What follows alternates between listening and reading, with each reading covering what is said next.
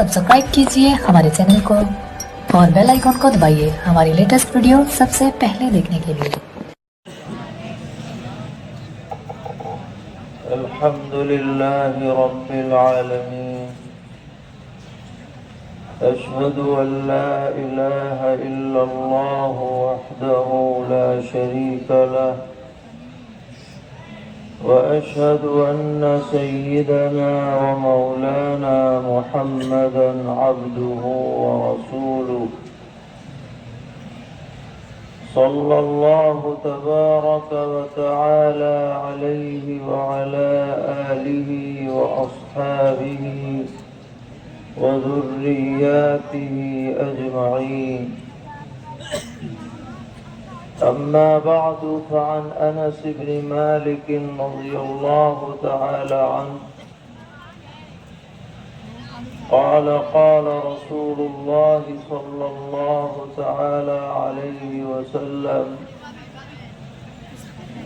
إن من أشراط الساعة أن يرفع العلم ويثبت الجهل ويشرب الخمر ويفشو الزنا أو كما قال عليه الصلاة والسلام. معزز علماء کرام، طالبان علوم نبوت، قریب اور دور سے تشریف لانے والے فرزندان توحید، اور جہاں تک یہ آواز پہنچ رہی ہے ہماری مائیں اور بہنیں،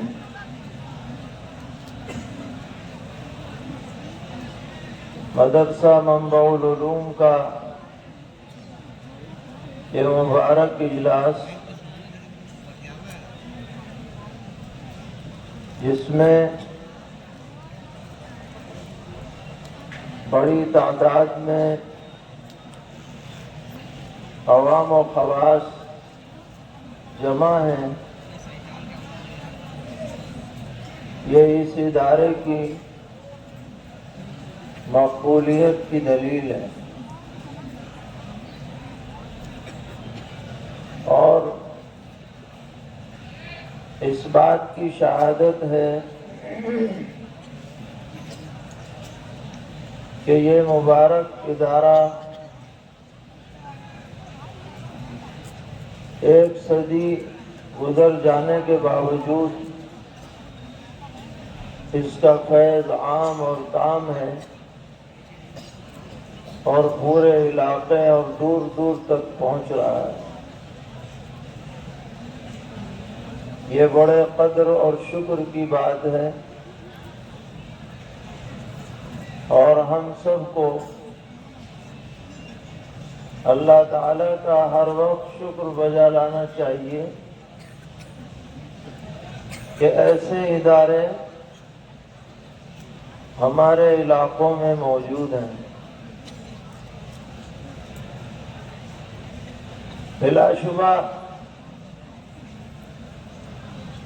اس میں کسی درجے میں بھی مبالغہ نہیں ہے کہ یہ دینی ادارے اور مدارس اس پورے خطے میں اسلام کی بقا کا ذریعہ ہے۔ اللہ تعالیٰ نے فیصلہ فرما رکھا ہے کہ یہ دین محمدی اور شریعت اسلامیہ اور یہ قرآن کریم اور یہ علم دین انشاءاللہ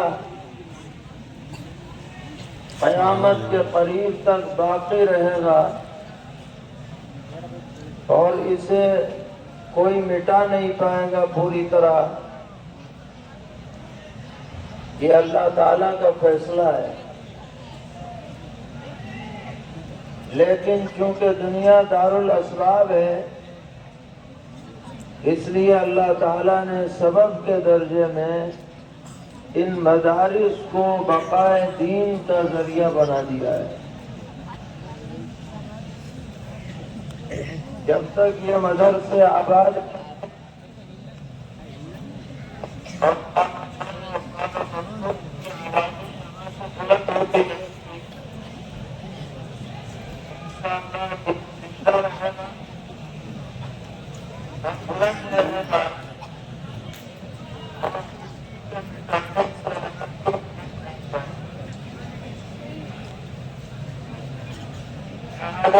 مسلمان کو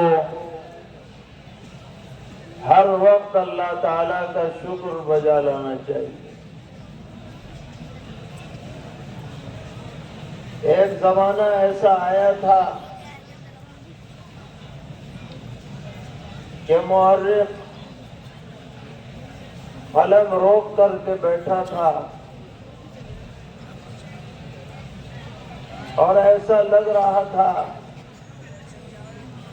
کہ اب بر صغیر سے اسلام کی بساط لپیٹ دی جائے گی اور یہاں کی مسجدیں ویران ہو جائیں گی اور یہاں کوئی داڑھی ٹوپی والا نظر نہیں آئے گا اور جہالت کی اندھیری پھیل جائے گی۔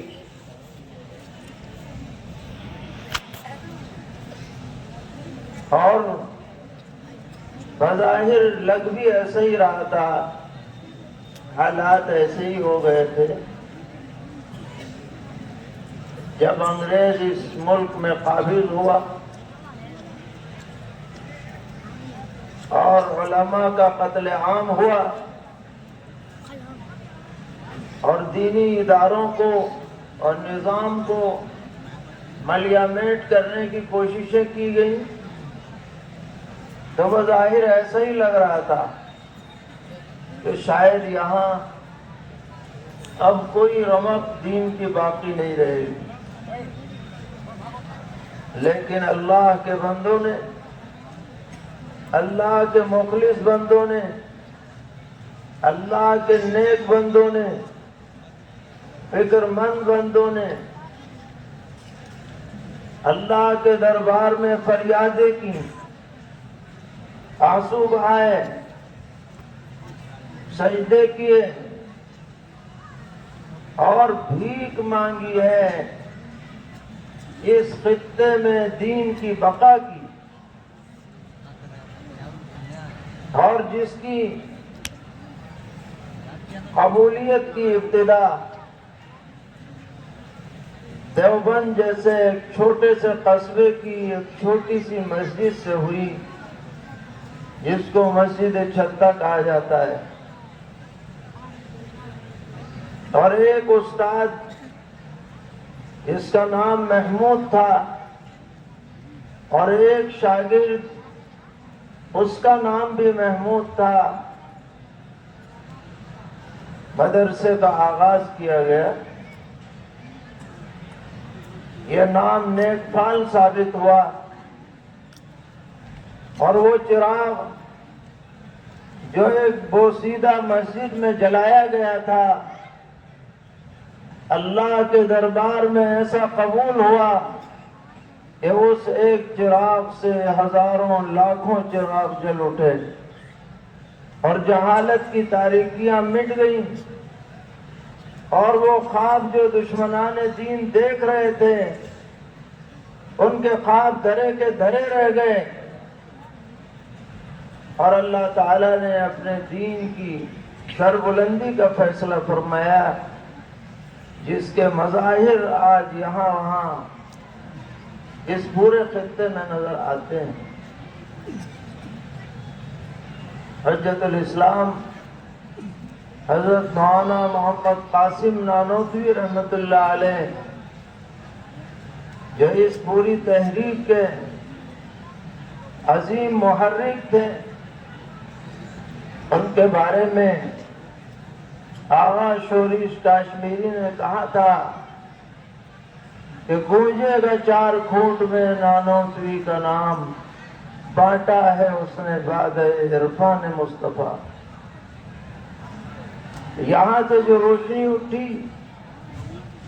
مشرق تک گئی، مغرب تک گئی، شمال تک گئی، جنوب تک گئی، بڑے بڑے شہروں تک پہنچی، گاؤں دیہات تک پہنچی، جنگلات تک پہنچی، اور الحمدللہ آج بھی اس کی وسعت میں کوئی کمی نہیں۔ آپ کا یہ ادارہ بھی اسی روشنی سے مستفید ہے، اور یہ اللہ تعالیٰ کا بہت بڑا عظیم انعام ہے، جس کا مرتے دم تک ہم شکر بجا نہیں لا سکتے۔ ان مدارس کے ذریعے جو طلبہ داخل ہوتے ہیں ان کو تو پڑھایا ہی جاتا ہے، چاہے وہ ناظرہ پڑھیں، حفظ پڑھیں، ابتدائی دینیات پڑھیں، عربی پڑھیں، فارغ ہو جائیں اور آگے تک پڑھیں، لیکن ان مدارس کے ذریعے سے عوام تک بھی صحیح دین پہنچتا ہے۔ ان جلسوں کے ذریعے، یہ جلسے خالی بھیڑ اکٹھے کرنے کے لیے نہیں ہیں، یا محض تقریر سنانے کے لیے نہیں ہیں، بلکہ اصلاح، صحیح معلومات، امر بالمعروف نہی عن المنکر، علماء کے ذریعے، اہل معرفت کے ذریعے لوگوں کو موقع ملتا ہے صحیح باتیں سننے کا، اور یہ سنی ہوئی بات جو کان میں پڑتی ہے اللہ تعالیٰ اس میں تاثیر پیدا فرماتے ہیں۔ ہو سکتا ہے نقد اثر نہ ہو، لیکن کبھی نہ کبھی سنی ہوئی بات کا اثر ضرور ہوتا ہے، اور کبھی نقد بھی ہو جاتا ہے۔ سرور عالم صلی اللہ تعالی علیہ وسلم کو اللہ تعالی نے حکم دیا، فرمایا وَذَكِّرْ فَإِنَّ الذِّكْرَىٰ تَنفَعُ الْمُؤْمِنِينَ۔ اے پیغمبر، آپ بار بار نصیحت کرتے رہیے، مسلسل کرتے رہیے، کیونکہ نصیحت ایمان والوں کو نفع دیتی ہے۔ کبھی فوراً اثر ظاہر ہو جاتا ہے، کبھی بعد میں ہوتا ہے۔ ایک مرتبہ ہمارا ایک شہر سے گزر ہو رہا تھا، جمعہ کا وقت ہو گیا، 10-12 منٹ جمعے میں باقی تھے، ہم نے گاڑی روکی، نماز پڑھنے کے لیے مسجد میں گئے۔ اتفاق سے امام صاحب وہ ہمارے جاننے والے نکل آئے، انہوں نے تقاضا کیا کہ ابھی 10 منٹ باقی ہیں، آپ کچھ تھوڑا سا بیان کر دیجیے۔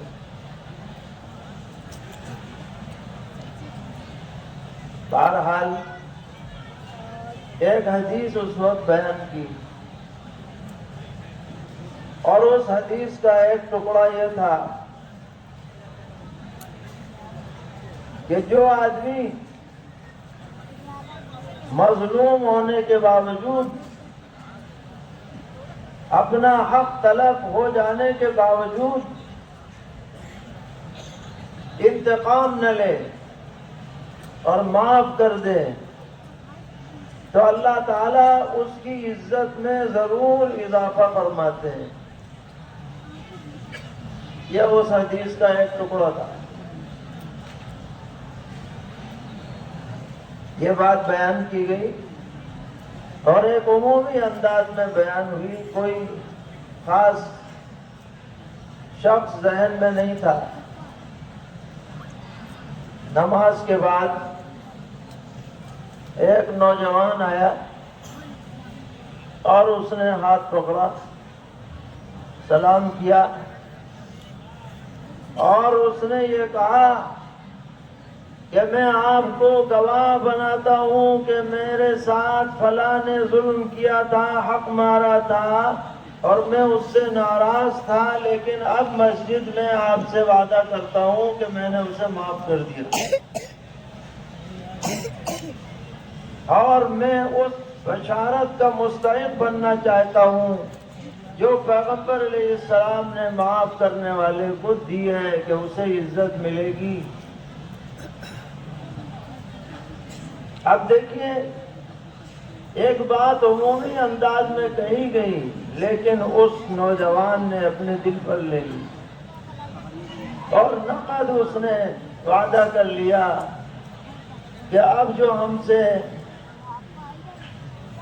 جو شخص ہمارے ساتھ غلط کام کر رہا تھا ہم اسے بھی معاف کر رہے ہیں، اللہ واسطے ہم انتقام نہیں لیں گے۔ تو اللہ تعالیٰ نے اس کا اجر کتنا بلند فرمایا ہوگا یہ اللہ ہی کو معلوم ہے۔ تو آدمی بات سنتا ہے، کبھی فوراً اس پر عمل کر لیتا ہے اور اگر فوراً کرنے کی توفیق نہیں ہوتی تو کل نہیں تو پرسوں نہیں تو بعد میں کبھی نہ کبھی اللہ تعالیٰ اس کے لیے خیر کا فیصلہ فرماتے ہیں۔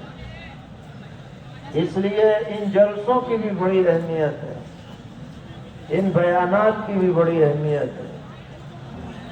کوئی مایوس نہ ہو کہ صاحب اتنے بیانات ہو رہے ہیں، اتنے اجتماعات ہو رہے ہیں، پتہ تو چل نہیں رہا۔ ہر بات کا پتہ چلنا ضروری نہیں ہے۔ اصلاح کا تعلق آدمی کے دل سے ہوتا ہے۔ پتہ نہیں کس نے کون سی بات دل پہ لے لی اور ہمیں پتہ ہی نہ چلے۔ اگر ہزاروں کے مجمع میں ایک آدمی نے بھی قبول کر لی صحیح بات تو مقصد حاصل ہے، جلسہ کامیاب ہے، کوئی بات نہیں۔ اصلاح مکمل کر دینا یہ ہماری ذمہ داری نہیں ہے، صحیح بات امت تک پہنچا دینا یہ ہماری ذمہ داری ہے۔ تو آپ نے علماء کے بیانات سنے اور بعد میں بھی سنیں گے، اس جلسوں کے بعد بھی آپ سنتے رہیں گے۔ غور سے سننا ہے، سمجھنا ہے اور ان کی روشنی میں اپنا جائزہ لینا ہے۔ اسی مناسبت سے ایک حدیث آپ کے سامنے پڑھی گئی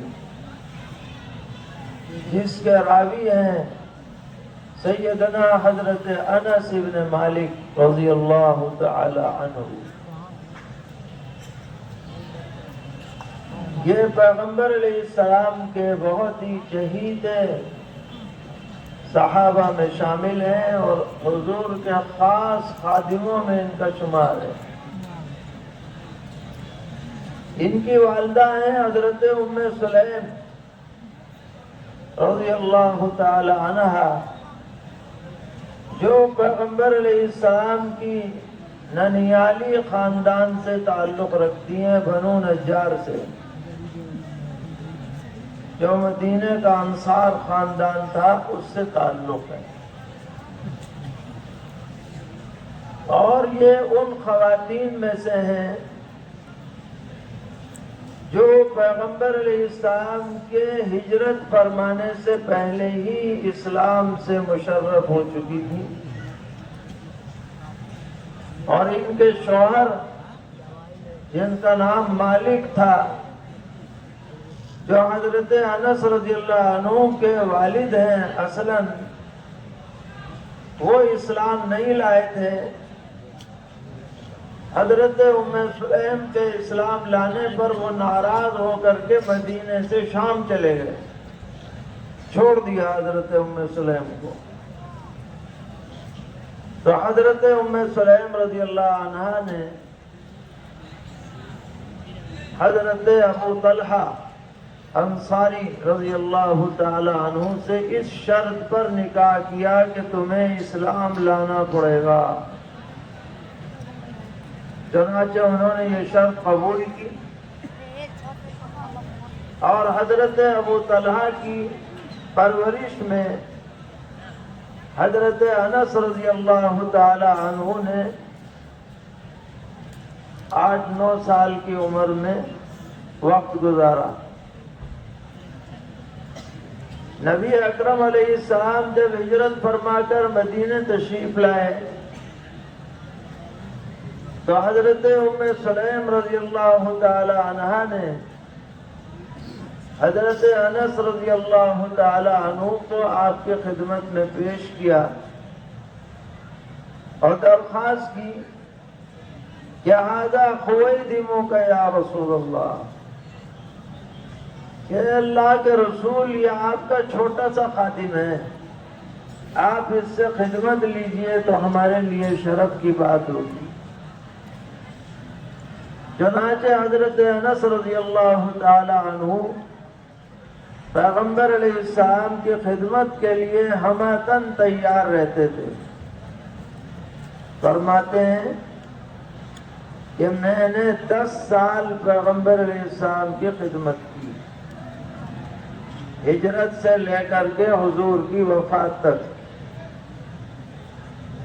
اور ان 10 سالوں میں کبھی پیغمبر علیہ السلام نے مجھے نہ ڈانٹا، نہ مارا، نہ کسی بات پر یہ کہا کیوں کیا، نہ یہ کہا کیوں نہیں کیا، اور میں نے آپ سے جیسا مہربان کسی کو نہیں پایا، شفیق کسی کو نہیں پایا۔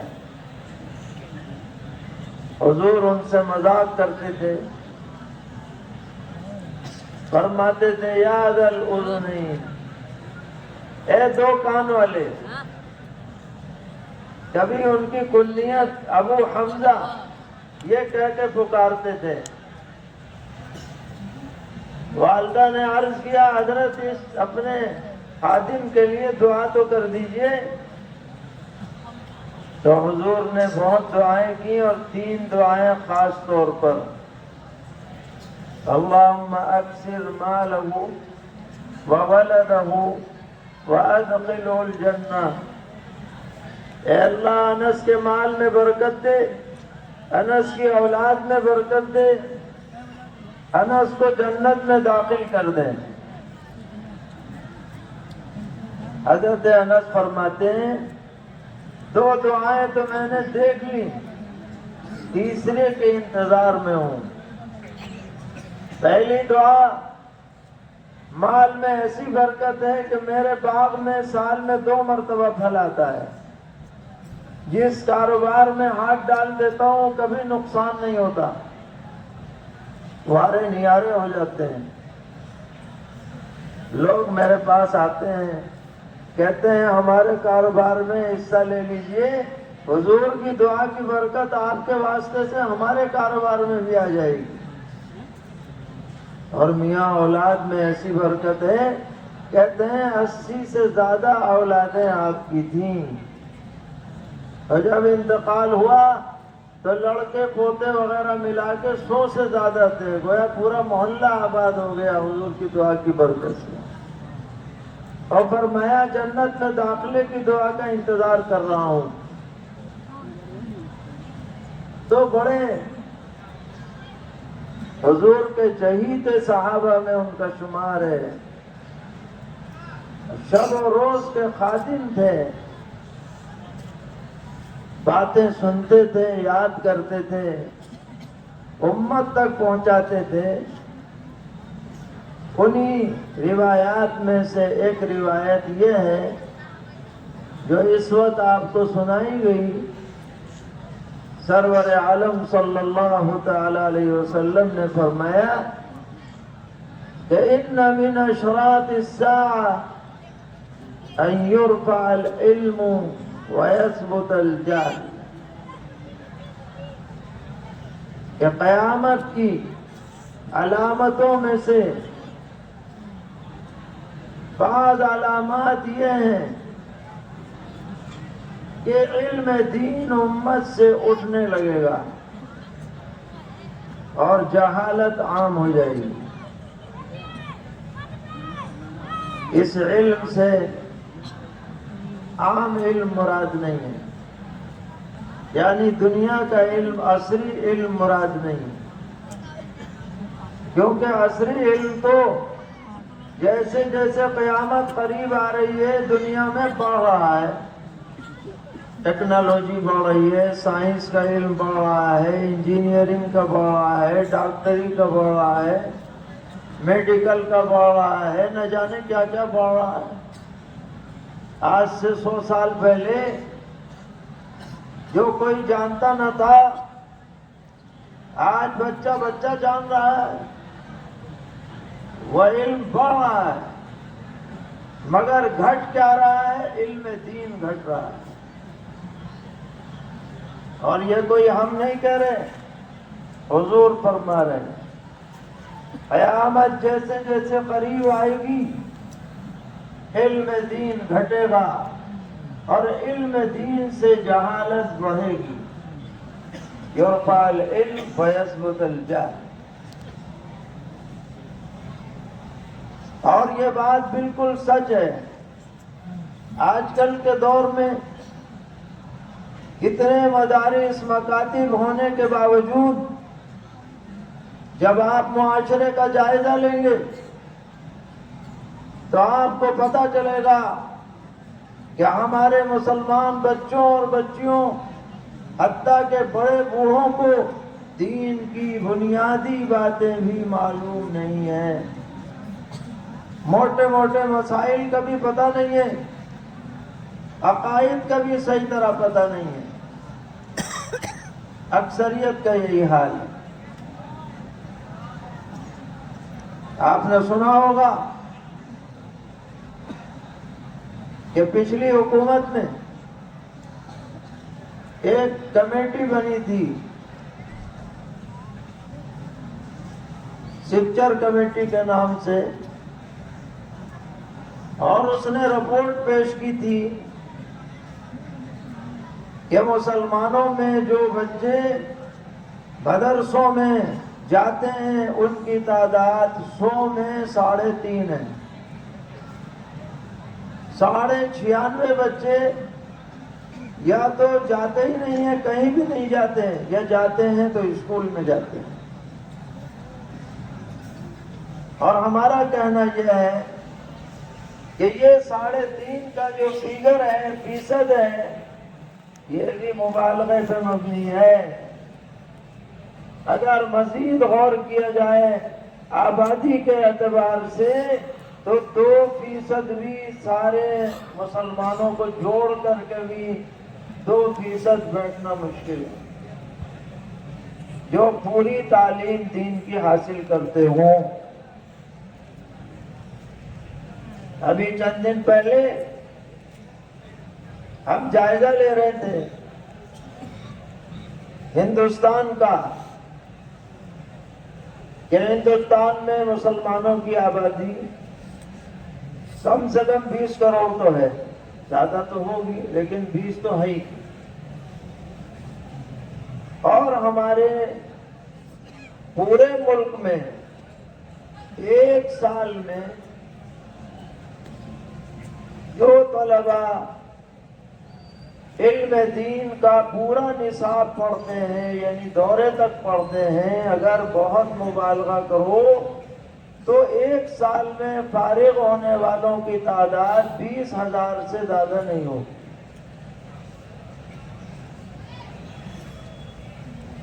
مولانا انعام صاحب یہاں بیٹھے ہیں، بتائیے کیا اس سے زیادہ ہوگی؟ کم تو ہو سکتی ہے،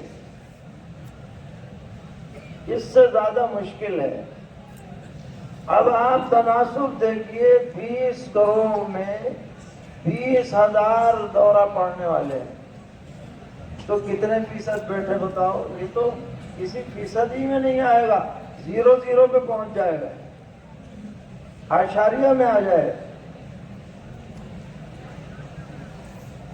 اور یہ تو چلو ایک کفایہ کے درجے کی چیز ہے، فرض کے درجے کی نہیں ہے۔ اگر پورا دورہ پڑھو تو بہت اچھی بات ہے، لیکن اگر نہ بھی پڑھو تو کوئی اعتراض نہیں ہے، لیکن سوال اس بات کا ہے، آپ حضرات غور فرمائیے، بڑے بھی غور کریں، چھوٹے بھی غور کریں، علماء بھی غور کریں، عوام بھی غور کریں، کہ جس درجے میں علم دین ایک مسلمان پر فرض ہے، فرض عقیدہ، عمل، فرائض، واجبات، اس درجے میں ہمارے بچے، ہماری بچیاں، ہماری نسل علم دین سیکھے ہوئے ہیں یا نہیں؟ کتنی تعداد ہے جو اس معیار پہ پہنچ سکتی؟ وہ فرض کفایہ والا معیار ہے، اس میں تو کمی بھی رہ جائے تو غلط نہیں ہے، لیکن میرے بھائی کو جو جیسا علم ہے اس کو تو سیکھنا ہے، نہ سیکھو گے تو اپنا کیا پتا۔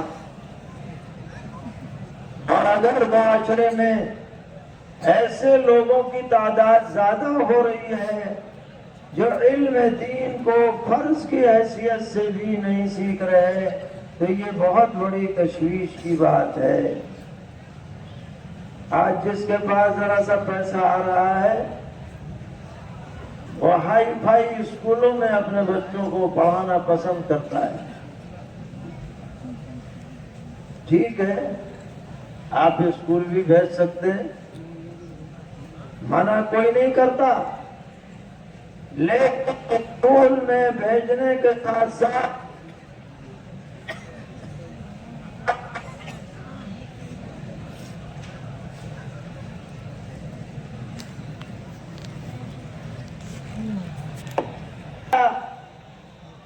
تو چاہے وہ کتنا بڑا ڈگری ہولڈر ہو جائے، اللہ کے ہاں آپ کی گردن بچ نہیں پائے گی، یہ سمجھ لیجیے۔ آپ اسکول بھیجیے، ڈاکٹر بنائیے، انجینئر بنائیے، فلاں بنائیے، کوئی منع نہیں کرتا، لیکن اگر اس نے قرآن نہیں پڑھا، اگر اس نے پاکی ناپاکی کے مسائل نہیں سیکھے، اگر اس کو نماز کے فرائض کا پتہ نہیں، واجبات کا پتہ نہیں، ارکان کا پتہ نہیں، شرائط کا پتہ نہیں، اسے بنیادی عقیدوں کا پتہ نہیں ہے، تو یہ ساری ڈگریاں بھی بیکار ہیں اس کے لیے۔ ڈگریاں تو غیر بھی حاصل کرتے ہیں، بڑے بڑے منصب تک بھی پہنچ جاتے ہیں، لیکن حضور توجہ دلا رہے ہیں کہ اگر یہ حالات امت میں پیش آ رہے ہیں تو آنے نہیں چاہیے، سب کو اس کی فکر کرنی ہے۔ جتنا یہ حالات بڑھیں گے اتنا ہی قیامت قریب آ جائے گی۔ ان من اشراط الساعۃ ان یرفع العلم ویثبت الجہل، اور یہ کوئی ہوائی بات نہیں ہے، ہم لوگوں کا رابطہ عوام سے بھی ہوتا ہے تو اندازہ ہوتا ہے کہ بنیادی دینی باتوں سے کس قدر ناواقفیت عام ہو گئی ہے، موٹی موٹی باتیں بھی پتہ نہیں۔ تو ہم آپ سے یہ گزارش کریں گے اس موقع پر کہ ہم میں سے ہر آدمی یہ ارادہ کرے، عزم کرے کہ ہم علم دین اپنے بچوں بچیوں کو ضرور سکھائیں گے۔ کیوں بھائی ارادہ کر رہے ہیں انشاءاللہ؟ گھر کا ماحول دینی بنائیں گے، اسلامی تشخص، اسلامی پہچان اپنی باقی رکھیں گے، یہ ہمارا عزم پختہ ہونا چاہیے۔ تو ایک تو یہ بات آپ نے ارشاد فرمائی کہ علم اٹھے گا، جہالت پھیل جائے گی، اس کے بعد آپ نے فرمایا وَيُشْرَبَ الْخَمْرُ، دنیا میں شراب عام ہو جائے گی۔ دنیا میں شراب بکثرت پی جانے لگے گی، یہ قیامت کی علامت ہے۔ اور یہ بات آج ہم دیکھ رہے ہیں اپنی آنکھوں سے کہ غیروں کی بات تو چھوڑیے، خود ہمارے اندر نشے کی عادتیں، شراب کی عادتیں بڑھتی چلی جا رہی ہیں مسلم آبادیوں میں۔ اور اس کی بڑی وجہ کیا ہے؟ فلمیں، انٹرنیٹ ہے، باقاعدہ ان میں تعلیم دی جا رہی ہے، سرور حاصل کرنے کے لیے فیشن کے طور پر شراب پی جاتی ہے۔ کالجوں کا ماحول نشہ آلود ہو گیا ہے۔ رحمان الحفیظ، اسلام کی نظر میں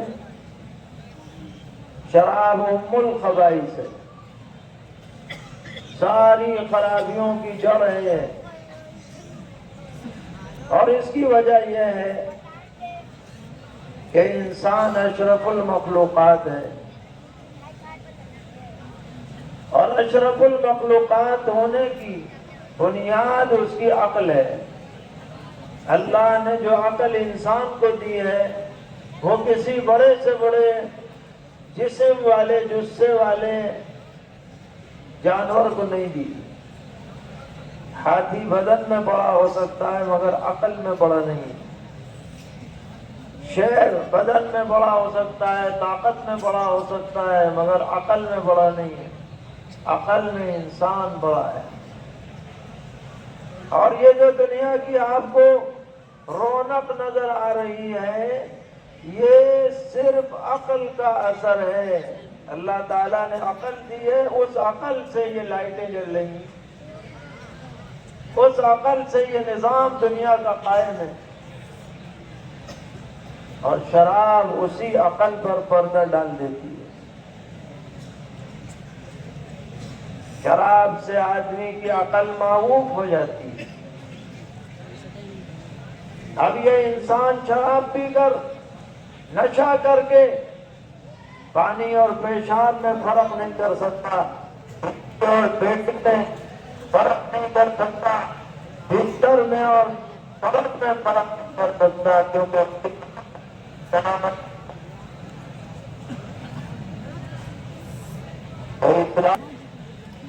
تو 80 کوڑے مارو۔ بہت سے شرابیوں کی تو نانی یاد آ جائے گی 80 کوڑے میں، بھول جائیں گے، نشہ اتر جائے گا۔